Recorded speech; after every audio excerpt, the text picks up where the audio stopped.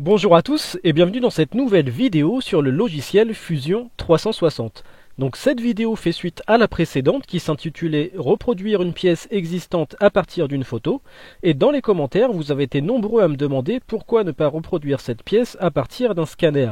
Donc j'ai trouvé l'idée super intéressante, d'autant plus que j'ai une pièce assez complexe à reproduire. Donc on parle bien d'un scanner papier, pas d'un scanner 3D. Donc ce que j'ai fait, c'est que j'ai posé ma pièce sur la surface vitrée de mon scanner. Donc j'ai obtenu dans un premier temps un résultat assez sombre.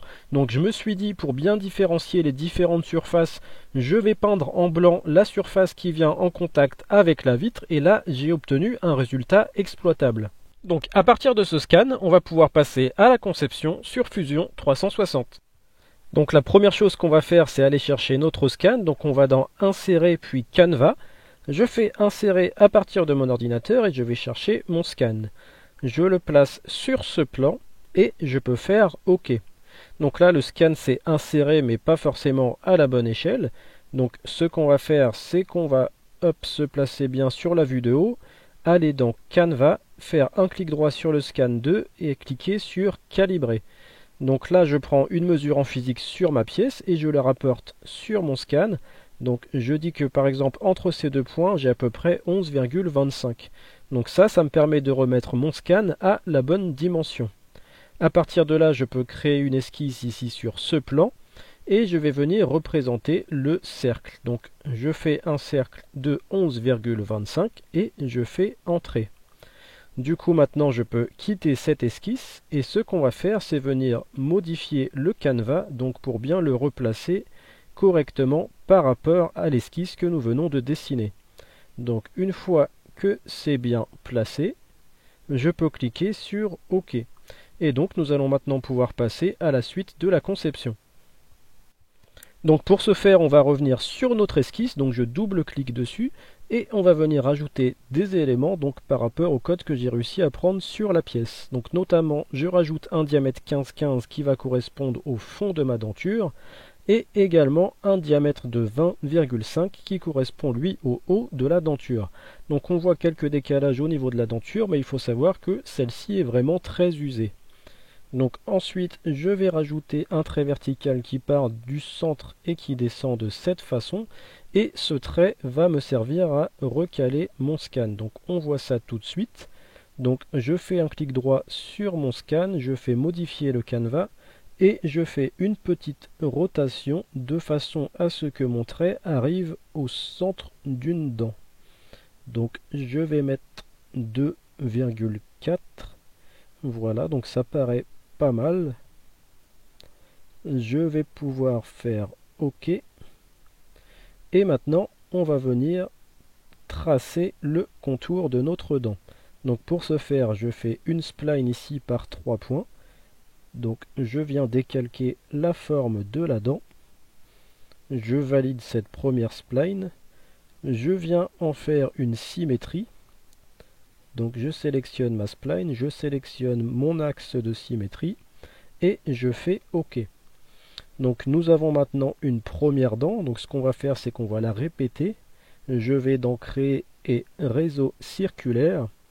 Dans Objet, je sélectionne mes deux splines et je viens sélectionner mon point de centre qui va être mon origine. Donc ensuite, je modifie le nombre de répétitions. Donc je n'ai pas compté le nombre de dents, donc on y va progressivement. Donc 15, ça paraît correct et je fais OK. Donc là, on a la forme de toutes nos dents. Ce qu'on va faire, c'est qu'on va passer tout ça en éléments de construction. Donc je sélectionne tout, je passe en éléments de construction, sauf ce cercle que je vais laisser en normal. À partir de là, je peux terminer l'esquisse. Je fais une petite rotation et je vais venir créer un plan décalé. Donc je crée un plan décalé par rapport à celui-ci et je le décale de 10 mm. Le scan, je vais pouvoir le cacher. Je vais créer une nouvelle esquisse sur mon plan décalé et je viens tracer un cercle qui part de l'origine d'un diamètre de 25 mm. Je peux terminer l'esquisse. Et à partir de ces deux esquisses, nous allons faire un lissage. Donc je vais dans Créer, Lissage, je sélectionne cette esquisse et cette esquisse, et je peux faire OK. Donc nous obtenons la forme brute du pignon, donc avant taillage. Donc ensuite, nous allons créer une nouvelle esquisse. Donc cette esquisse, nous allons la créer sur le plan donc du dessous de la pièce, sur ce plan. Et ce qu'on va faire, c'est qu'on va venir réafficher notre première esquisse. Donc grâce à ça, on va pouvoir aller dans Créer, Projeter, Inclure et Projection et récupérer le contour. Donc on récupère ce contour-ci, donc entre dedans, également ce cercle, et je fais OK. Ensuite, ce contour, on va le prolonger par une ligne, donc une ligne qui part de ce point et qui rejoint ce cercle, et également de l'autre côté, de ce point jusqu'au cercle. Donc ici, on a la contrainte de tangence qui a été ajoutée, on va la mettre également de ce côté, et une fois que c'est fait, on va pouvoir terminer l'esquisse. Donc je fais une petite rotation de ma pièce, et nous allons également créer une autre esquisse. Donc cette esquisse, on va la créer sur ce plan. Je vais faire une ligne ici de cette façon.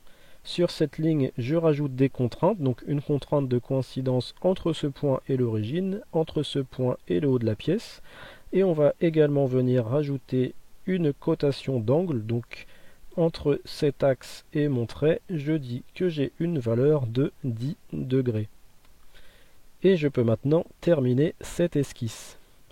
À partir de ces deux esquisses, nous allons faire un balayage. Donc je prends ma fonction balayage.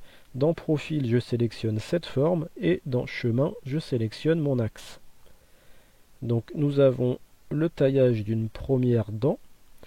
Donc ce qu'on va pouvoir faire maintenant, c'est répéter cette forme. Donc je vais cacher mes esquisses pour qu'on y voit un peu mieux. Et je vais aller dans Créer, Réseau et Réseau circulaire.